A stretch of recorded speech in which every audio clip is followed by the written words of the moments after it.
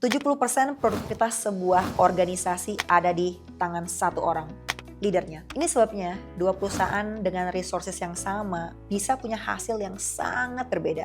Hai, aku Siska, praktisi bisnis dan leadership. Aku kerja bareng founder, leader, dan tim lintas generasi. Kita di video ini bakal bahas satu hal yang sering luput tapi super crucial. Kenapa sih produktivitas dan kesuksesan tim itu bukan soal sibuk, tapi soal bagaimana leader bisa kasih konteks, arah, dan ruang buat tim berkembang. Coba kamu bayangin ya, kamu bangun pagi, pergi ke kantor, kerja 24/7, tim kelihatan sibuk dari pagi sampai sore.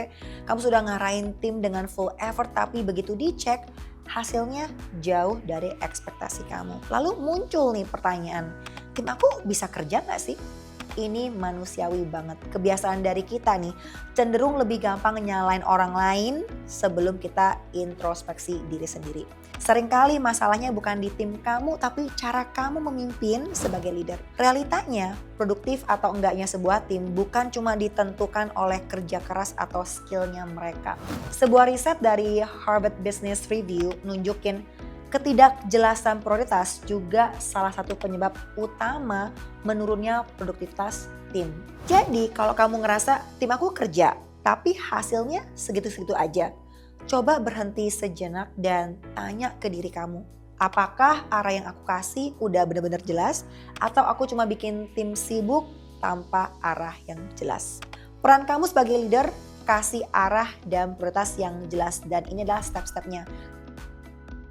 Step pertama, tentukan tujuan utama yang harus dicapai tahun ini. Gunakan reverse engineering. Reverse engineering itu mulai dari hasil akhir yang diinginkan, lalu mundur langkah demi langkah sampai ke aksi hari ini. Jadi kamu bisa jelas nih setiap milestone-nya dari target per semester, per kuartal, per bulan, hingga fokus mingguan. Step kedua, saring prioritas dengan kuadran Eisenhower Matrix. 2 sumbu, penting versus tidak penting, mendesak versus tidak mendesak. Leader sering salah di sini. Kebanyakan waktu habis di urgent tapi nggak penting. Dan gimana kita sebagai leader pakai framework ini? Important and urgent, kerjakan sekarang juga.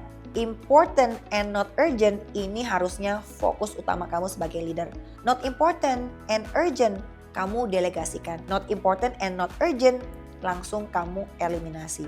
Kalau tim kamu selalu sibuk tapi nggak maju, biasanya karena terlalu banyak di kotak sebelah kanan atas dan kanan bawah. Step ketiga, jangan cuma kasih tugas, kasih konteks. Banyak leader cuma bilang what to do, tapi lupa nih untuk menjelaskan why it matters. Seolah-olah tim itu bisa ngebaca pikiran kamu para leader. Padahal justru di why dan intention itulah arah, rasa memiliki, dan komitmen tim terbentuk. Tanpa clarity, skill setinggi apapun akan habis buat hal yang salah. Aku udah jelasin soal arah dan prioritas, tapi ada satu hal crucial juga yang sering dilupakan oleh leader, yaitu engagement tim. Kamu bisa punya arah yang jelas, prioritas yang tegas, sistem yang rapi, tapi kalau tim kamu nggak engage, nggak connect, semuanya nggak akan maksimal. Tanpa engagement, tim tetap kerja, tetap sibuk tapi cuma jalan di level minimum mereka. Produktivitas itu bukan cuma soal apa yang dikerjakan, tapi juga energi, motivasi, dan komitmen di baliknya. Dan ini penting, engagement tim bukan tugas HR, bukan soal tools, bukan soal event setahun sekali, kumpul-kumpul doang. Dan ini kesalahan banyak leader, menganggap engagement tim itu nggak terlalu penting. Selama kerjaan jalan, selama target masih bisa dikejar, engagement dianggap bisa menyusul nanti. Itu yang terjadi saat engagement tim rendah, tim kamu tetap kerja, tetap masuk, tetap kelihatan sibuk, tapi energinya minim, inisiatifnya rendah, komitmennya setengah-setengah. Bahkan Gallup menemukan tim dengan engagement yang tinggi punya performa jauh lebih kuat, lebih produktif, lebih sedikit kesalahan terjadi, lebih inovatif tentunya, dan lebih berkomitmen sama kualitas kerja. So, engagement bukan soal bikin tim itu seneng-seneng doang. Engagement itu soal seberapa besar energi yang mereka mau keluarin untuk tujuan yang sama. Kalau engagementnya penuh, tim kamu tentu bisa jalan jauh dan konsisten. Kalau engagementnya minim, tim cuma bertahan bukan bertumbuh. Jadi bukan soal tim kamu bisa kerja atau enggak. Mereka tentu bisa, masalahnya mereka nggak punya alasan emosional yang kuat, untuk ngasih versi terbaiknya mereka. Dan disitulah banyak leader yang kelelahan bukan karena timnya lemah, tapi karena engagement yang gak pernah dibangun melalui connection.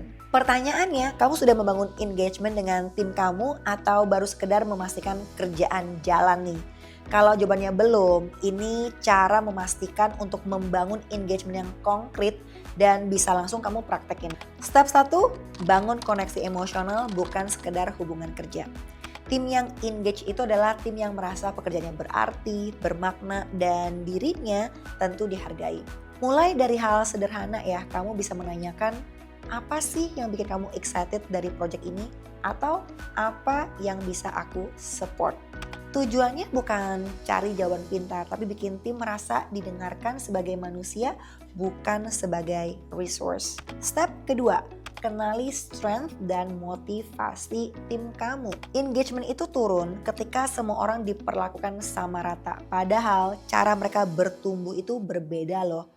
Karakternya aja berbeda. So sebagai leader, kenali strength utama setiap anggota tim kamu. Pahami apa sih yang memotivasi mereka, maupun itu tantangan, impact, pengakuan, dan lainnya. Kalimat praktis yang bisa kamu pakai, kalau aku mau support kamu berkembang, bagian mana yang paling pengen kamu latih. Ini bikin tim merasa dilihat, bukan disamaratakan. Step ketiga, beri feedback yang spesifik dan tepat waktu. Banyak leader nih bilang timnya kurang semangat, padahal feedbacknya terlalu umum atau terlalu jarang. Ganti daripada good job ya, dengan cara kamu handle klien kemarin itu bikin proses jadi lebih cepat dan rapi. Jadi feedback spesifik itu tim tahu apa yang benar dan buat tim pengen mengulang kembali performa baik tersebut. Step keempat, apresiasi yang nyata bukan seremonial. Engagement bukan soal bonus besar doang. Yang lebih berdampak itu pengakuan di momen yang tepat. Apresiasi yang relevan dengan effort, penghargaan yang tulus dan personal. Contoh, usaha kamu menghasilkan dan itu berdampak baik ke tim loh. So, apresiasi bukan memanjakan, itu malah menguatkan perilaku yang ingin kamu ulangi terus-menerus di perusahaan kamu. Dua hal yang aku kasih di video ini cuma jalan kalau mindset kamu sebagai leader benar. Tanpa mindset yang tepat, semua tools, framework, atau tips tadi cuma sementara. Dan sebagai leader, kamu harus punya 3 mindset ini. Yang pertama, growth and adaptive mindset. Leader sekarang harus bisa adaptasi di dunia yang cepat berubah. Digitalisasi, AI, banjir data, perubahan market. Jangan takut gagal. Failure itu adalah cara belajar buat kamu bisa berkembang. Jangan cuma fokus ke hasil instan, tapi lihat proses, tim, dan sistemnya. Growth mindset itu bikin kamu mau evaluasi, belajar, dan perbaiki terus-menerus. Kedua, konsistensi dan disiplin dalam kebiasaan. Leadership bukan cuma soal skill, tapi kebiasaan sehari-hari. Misalnya, buat ritual harian atau weekly, cek progres tim kamu, kasih feedback yang lebih cepat, dan refleksi diri sendiri. Konsisten kecil setiap hari tentunya membuat tim belajar percaya dan bisa mengikuti arah. Dan disiplin ini bikin produktivitas dan engagement jadi habit, bukannya momen sesekali.